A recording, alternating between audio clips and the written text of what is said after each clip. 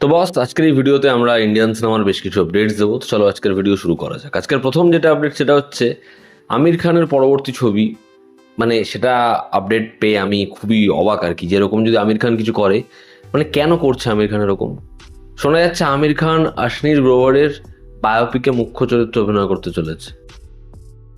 আমি ভাবছি সালমান খান এই খবরটা শোনার পরে তার কি রিয়াকশন হবে।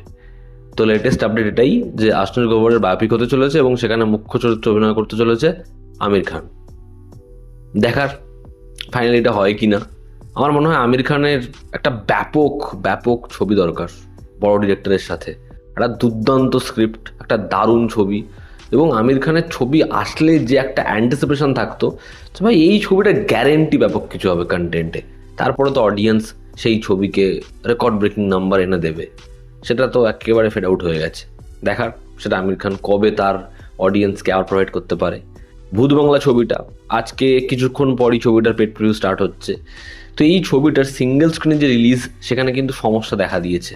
তার কারণ জিও স্টুডিওজ এখনও ধুরন্ধর 2 এর সিঙ্গেল স্ক্রিনে যে শোজ সেগুলো ছাড়তে নারাজ।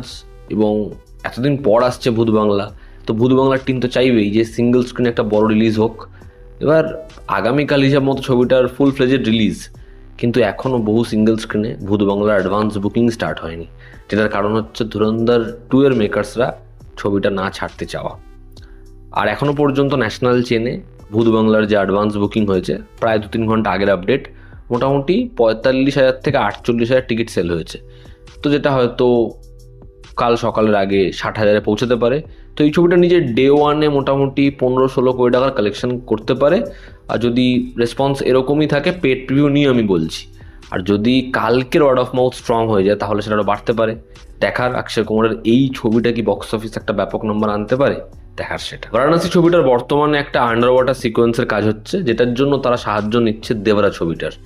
দেবরা ছবিটা সাহায্য নিচ্ছে মানে হচ্ছে শামশাবাদে একটা সেট বানানো হয়েছিল দেবরার আন্ডার ওয়াটারের সিকোয়েন্সের জন্য। এবার সেটাকেই কাজে লাগাচ্ছে হচ্ছে এই ছবিটায়। দেখার বারাণসীর যে আন্ডার ওয়াটার সিকোয়েন্স সেটা দেবরার থেকে কি বেটার হয়, আশা করছি হবে। পরবর্তী যেটা আপডেট সেটা হচ্ছে এনটিআর এর পরবর্তী ছবি। এনটিআর এবং নীল এই প্রজেক্টটা দুটো পার্টে আসবে এবং দুটো পার্টের কাজ এখনই একসাথে হবে, যেরকমভাবে ধুরন্ধর 2 হয়েছে। দেখার এনটিআর নীল এই দুটো প্রজেক্ট কি ধুরন্ধর 2 যেই ডিস্টেন্স মেনটেন করে এসেছে ওরকমভাবেই আসে, না অনেকটা সময় নিয়ে আসে। পরবর্তী যেটা আপডেট 20শে মে এনটিআর নীল এই প্রজেক্টটার একটা অ্যানাউন্সমেন্ট আসবে এবং সেখানে আমরা ছবির যে ফিমেল লিড তাকে দেখতে পাবো। শোনা যাচ্ছে আলিয়া ভাট এই ছবির ফিমেল লিড। দেখার কনফার্ম করে কি। আমি চাই এই ছবিটা ভালো হোক এবং এনটিআরকে নীল একদম ব্যাপক ওয়েতে প্রেজেন্ট করুক। গডজিলা -0 এই ছবিটা নিজের রিলিজ ডেট লক করেছে দিওয়ালি 2026। তো হিসাব মতো রামায়ণের সাথে ক্ল্যাশ হচ্ছে এই ছবিটার। দেখার গডজিলা -0 ছবিটা হয় কেমন। এর আগের পার্টটা আমার খুব ভালো লেগেছিল, আশা করছি এই ছবিটাও খুব ভালো হতে চলেছে। পরবর্তী যেটা আপডেট সেটা হচ্ছে টাইগার শ্রফ আবার একজন খাজা ডিরেক্টরের সাথে কোল্যাব করতে চলেছে, সেটা হচ্ছে বিজয় কৃষ্ণা আচারিয়া, যে এর আগে টাসান, ধুম 3, ঠাগস অফ হিন্দুস্তান বানিয়েছে। হিসাব মতো ঠাগস অফ হিন্দুস্তানের পর আমির খানের কেরিয়ার পুরোপুরি প্রায় শেষের মুখে চলে গেছিল। দেখা টাইগার শ্রফের কেরিয়ারকে সে আলটিমেটলি কোন জায়গায় পাঠিয়ে দেয়। দিল রাজুর সাথে আল্লু অর্জুন একটা ছবি করতে চলেছে, যেটা তার যা কমিটমেন্টস সেগুলো মিটিয়ে নিয়ে সব ঠিক থাকলে 2028-এ এই কোলাবোরেশন আমরা পেতে পারি। দেখার দিল রাজু এবং আল্লু অর্জুনের এই কোলাবোরেশনে ডিরেক্টর কাকে দেখা যায়। কার্তিক আরিয়ানের নাগাজিলা এই ছবিটা পোস্টপোন হয়েছে, ছবিটা নতুন রিলিজ ডেট হচ্ছে 2027-এর ভ্যালেন্টাইন্স উইকেন্ড এবং পেড্ডি ছবিটা মুভ হয়েছে জুন মাসে। দেখার রামচরণের পেড্ডি ছবিটা বক্স অফিসে কি একটা ব্যাপক নম্বর আনতে পারে। সাইয়ারার ম্যাসিভ সাকসেসের পর ওয়াইআরএফ আবার একটা ছবি ব্যাকিং করছে, যেটা পরিচালনা করবে মোহিত সুরি এবং ছবিতে অনিত পদ্দা, আহান পান্ডেকেই মুখ্য চরিত্রে দেখা যাবে। তবে এই ছবিটা সাইয়ারা 2 নয়। আল্লু অর্জুনের রাকা ছবিটার একটা বড় পোর্শন ছিল আবুধাবুতে প্ল্যান, যেখানে ছবিটার কাজ চলবে, কিন্তু মিডল ইস্টের এই সমস্যার জন্য সেটা শিফট করা হয়েছে এবং শুটিং ডিলে হতে চলেছে। তারা বর্তমানে মুম্বাইতে কাজ করছে এবং ওই শিডিউলটা তারা পরে রেখেছে, কিন্তু যেরকম যে ওয়েদার এখনই পারফেক্ট টাইম ছিল। এবার দেখার এই ছবিটা কি পরবর্তী সময় সেটা গ্রিন স্ক্রিনে করে না অন্য কোনো লোকেশনে করে।